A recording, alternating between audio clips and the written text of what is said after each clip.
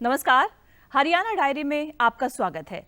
इस अंक में हम प्रदेश में हुई प्रमुख गतिविधियों तथा कार्यक्रमों का विवरण प्रस्तुत करेंगे। साथ ही प्रदेश में चल रही सामाजिक, आर्थिक, राजनैतिक हलचलों तथा विभिन्न योजनाओं पर भी नजर डालेंगे। पेश है एक खास रिपोर्ट। मुख्यमंत्री नायब सिंह सैनी ने विभिन्न सामाजिक सुरक्षा योजनाओं के 34,14,000 लाभार्थियों को 1,029 करोड़ 39 लाख रुपए की राशि वितरित की।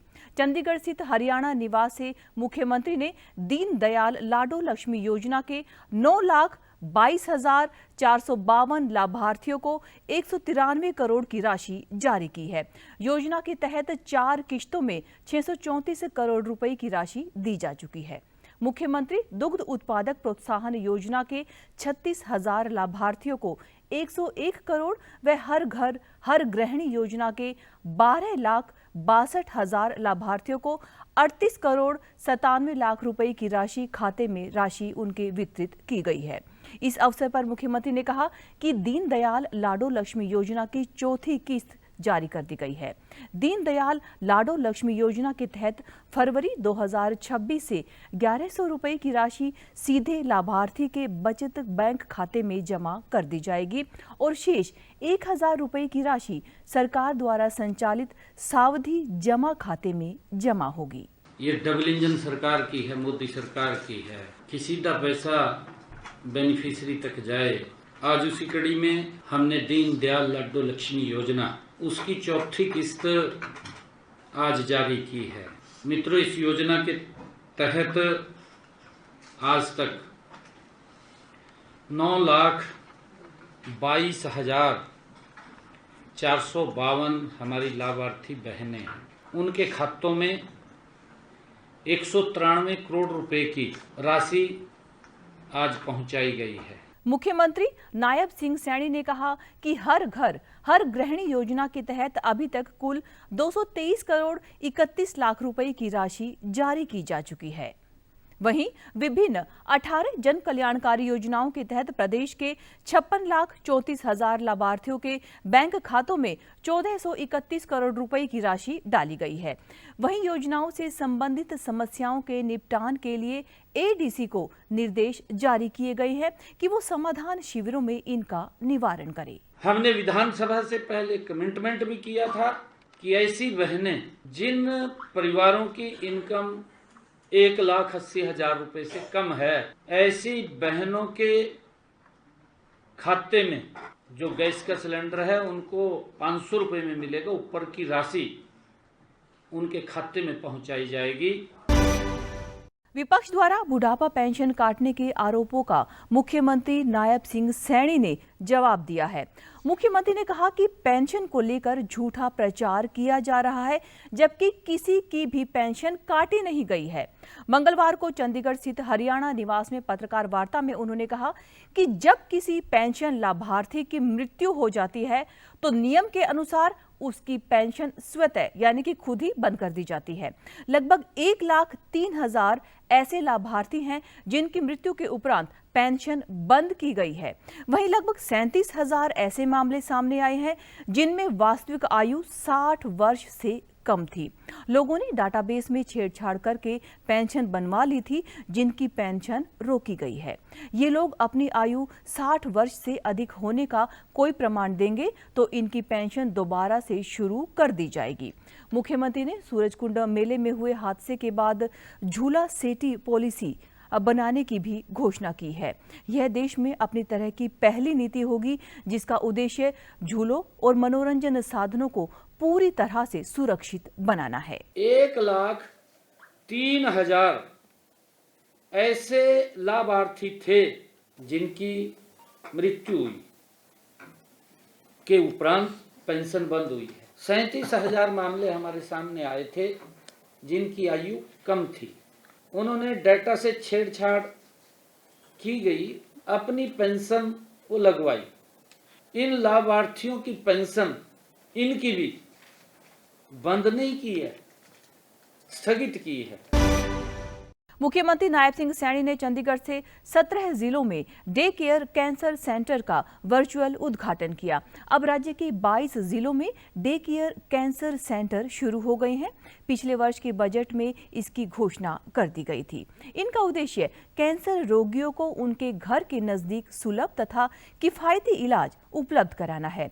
इस अवसर पर मुख्यमंत्री ने कहा कि कैंसर का इलाज काफी महंगा होता है। ऐसे में जनता को ध्यान में रखते हुए कैंसर रोगियों के लिए सेंटर खोले गए हैं।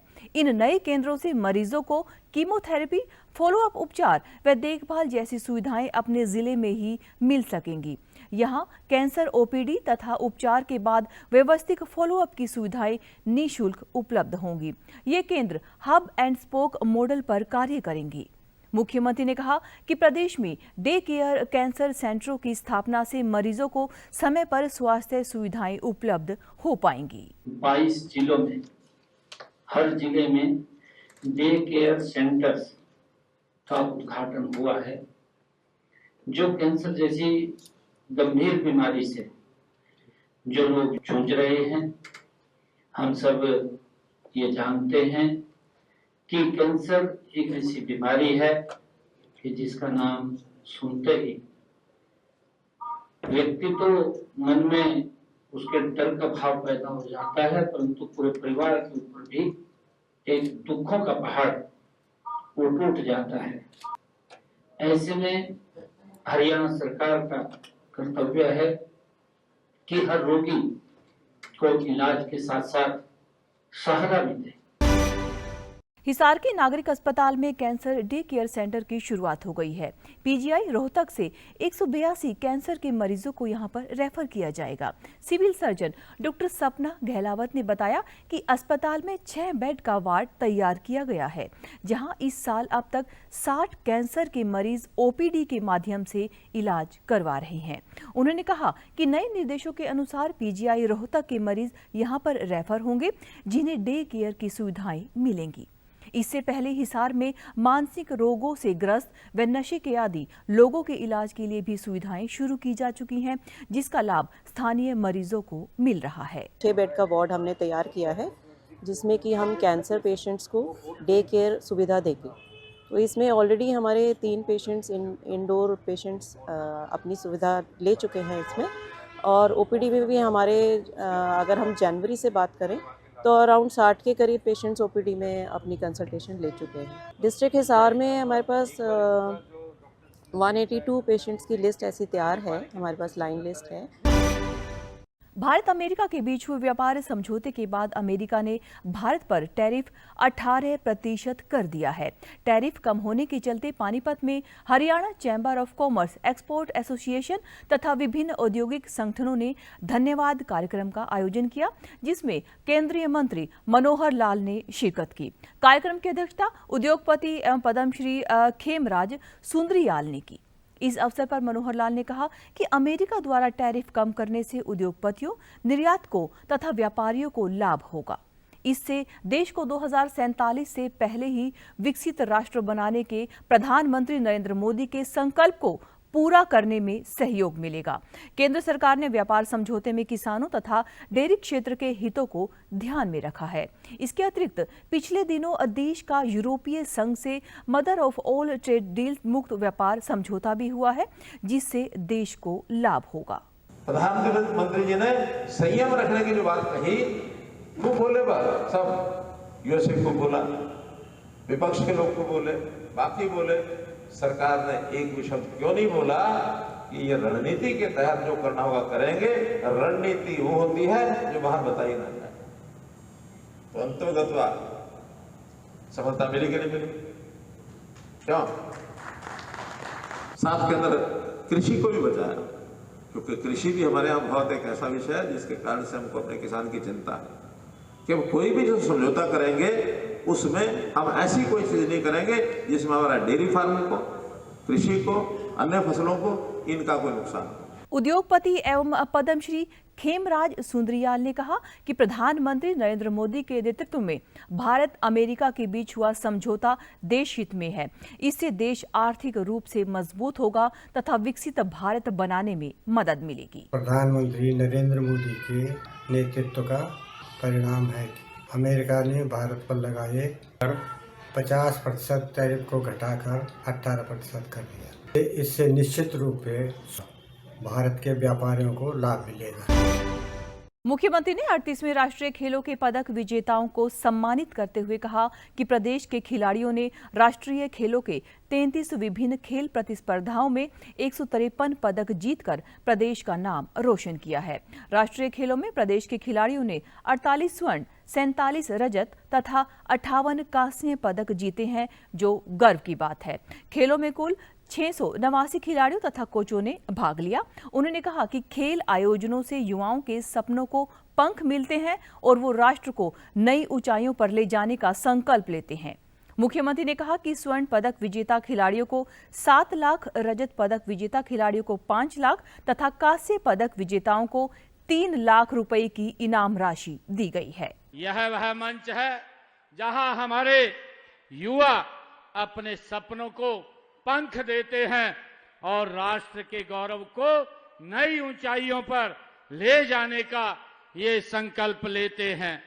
साथियों, युवा खिलाड़ियों, आज हमारे बीच हरियाणा के वे खेल सितारे भी आज उपस्थित हैं जिन्होंने उत्तराखंड में आयोजित 38वें जो राष्ट्रीय खेलों के अद्भुत प्रदर्शन करते हुए पूरे देश में अपनी पहचान बनाने का काम किया है। मुख्यमंत्री नायब सिंह सैनी ने कुरुक्षेत्र में 41वीं राज्य स्तरीय पशुधन प्रदर्शनी के समापन समारोह में शिरकत की।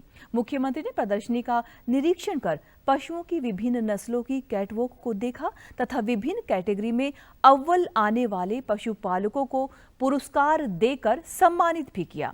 उन्होंने कहा कि पशुधन प्रदर्शनी हमारी ग्रामीण संस्कृति, पशुधन परंपरा तथा आत्मनिर्भर भारत की दिशा में बढ़ते हुए संकल्प का जीवंत प्रतीक है। प्रदेश के प्रति व्यक्ति प्रतिदिन दुग्ध उत्पादन 1128 ग्राम है।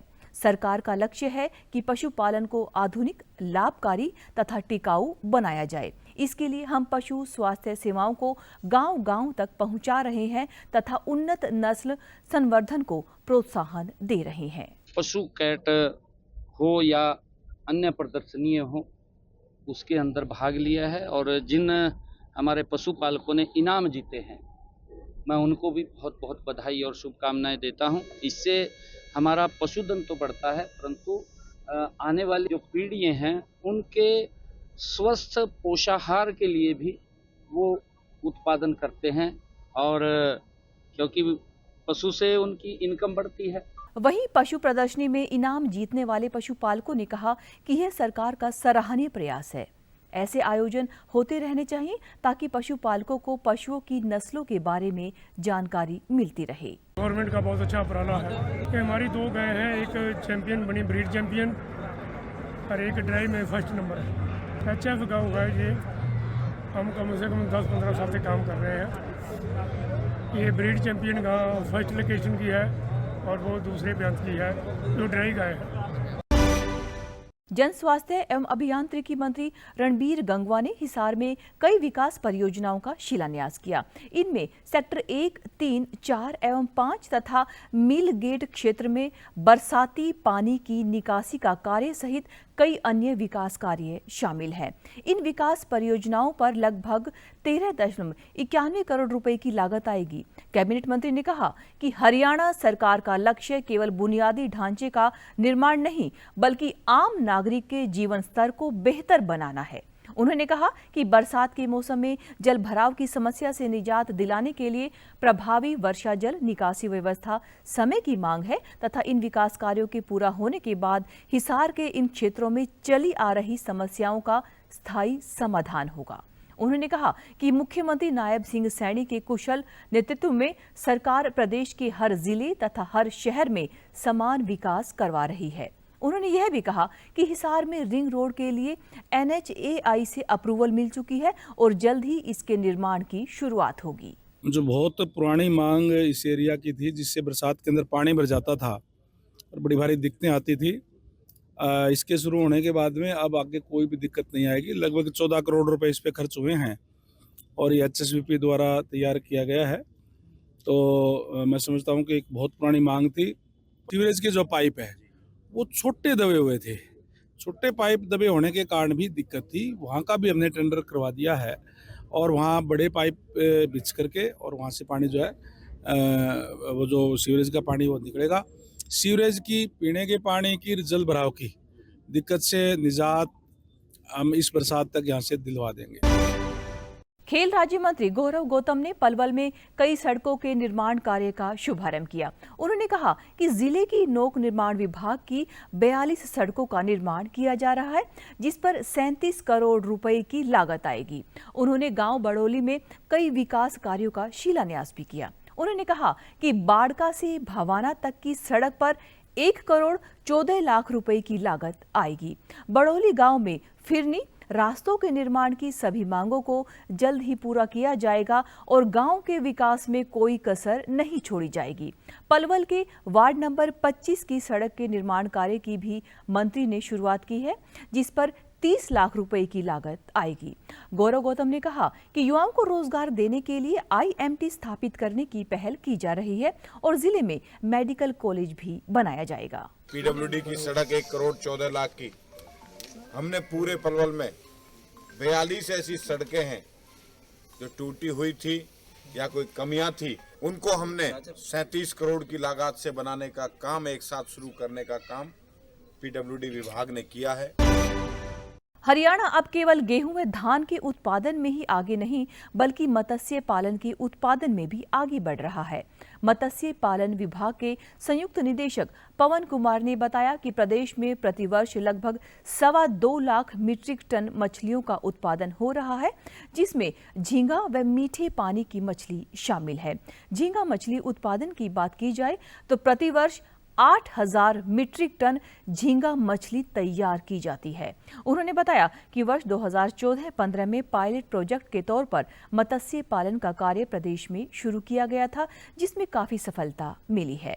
झींगा मछली खारे पानी में पाली जाती है और अमेरिका सहित अन्य देशों में इसका निर्यात किया जा रहा है। तो भी हमने अपने लिमिटेड रिसोर्सेज के साथ भी मछली पालन के क्षेत्र में हरियाणा बनने के बाद उल्लेखनीय प्रगति की है और आज हम लगभग प्रतिवर्ष 2.25 लाख मीट्रिक टन मत्स्य उत्पादन कर रहे हैं, जिसमें झींगा मछली और जो हमारी मीठे पानी की मछली मिला के लगभग इतना है और जिसमें 8,000 मीट्रिक टन के करीब हम झींगे का उत्पादन कर रहे हैं। मत्स्य पालन विभाग के संयुक्त निदेशक ने बताया कि सर्दियों में झींगा जीवित नहीं रह पा रहा था, इसलिए उन्हें अक्टूबर-नवंबर तक सस्ते दामों पर झींगे को बेचना पड़ता था। लेकिन सरकार ने किसानों की इस समस्या को दूर करके प्रधानमंत्री मत्स्य संपदा योजना के अंतर्गत इस वर्ष 50 मीट्रिक टन क्षमता के 29 कोल्ड स्टोरेज लगाए हैं। उन्होंने कहा कि किसानों को झींगा के फीड की भी समस्या रहती थी, जिसके चलते प्रदेश में 7 फीड मिल लगाए गए हैं।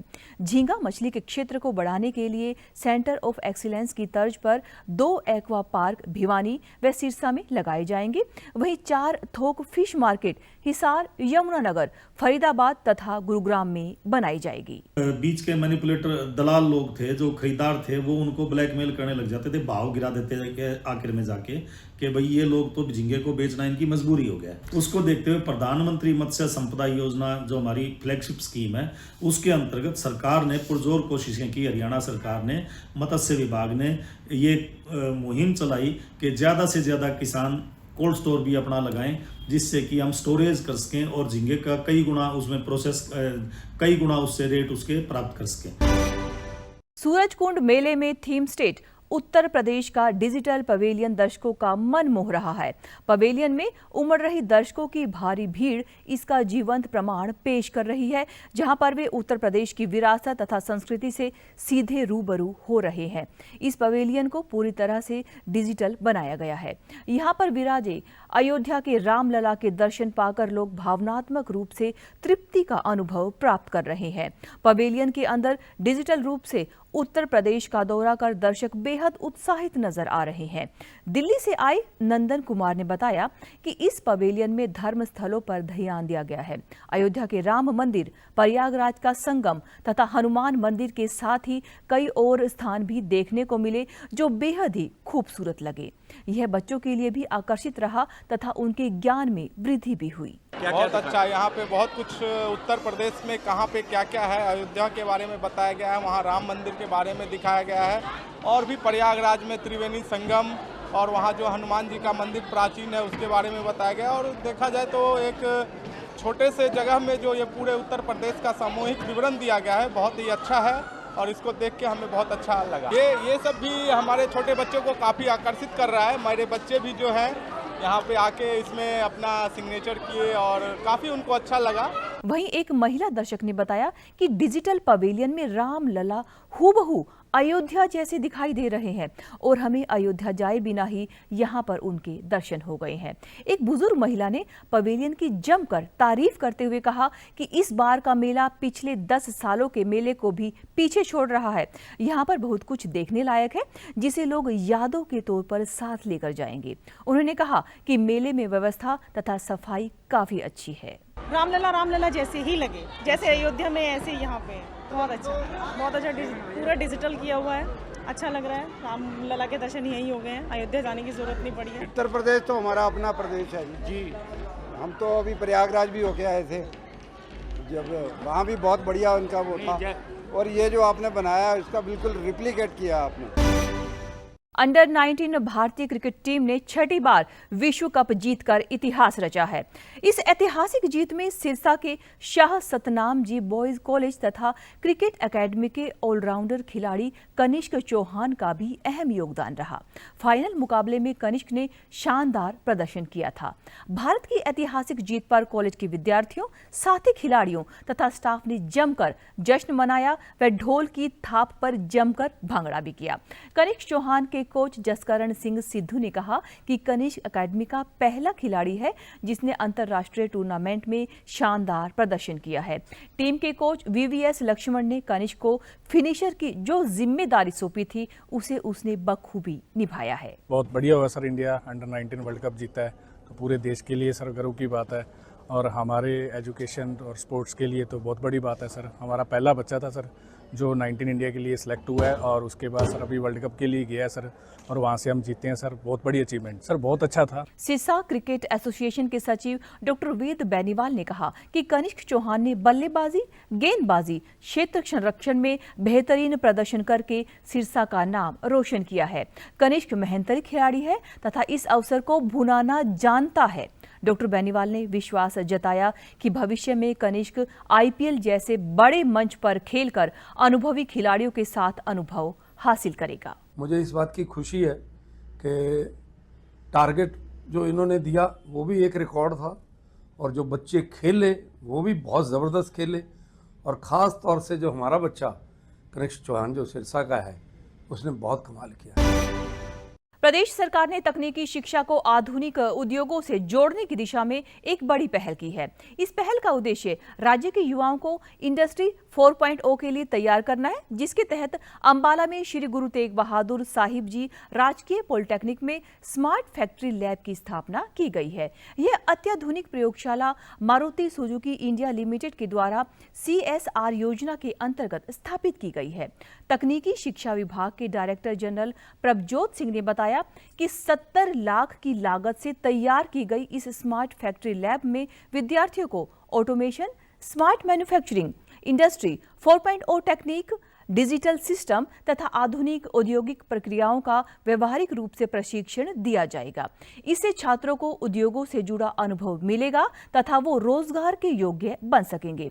उन्होंने बताया कि इस वर्ष जून में 7-8 नए कोर्स भी शुरू किए जाएंगे, जिसमें साइबर तथा AI से जुड़े कोर्स भी शामिल होंगे।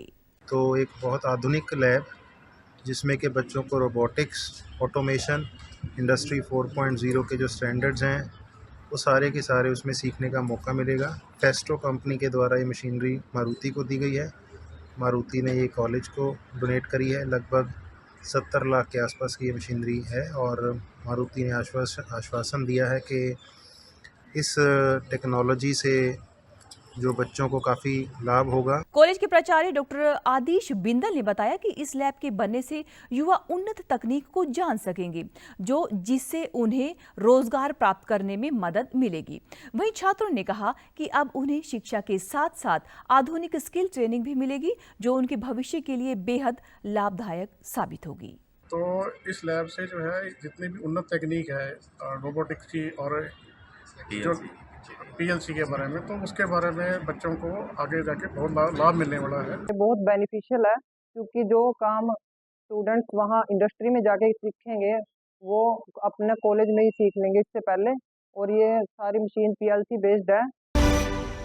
हरियाणा डायरी में बस इतना ही। नमस्कार।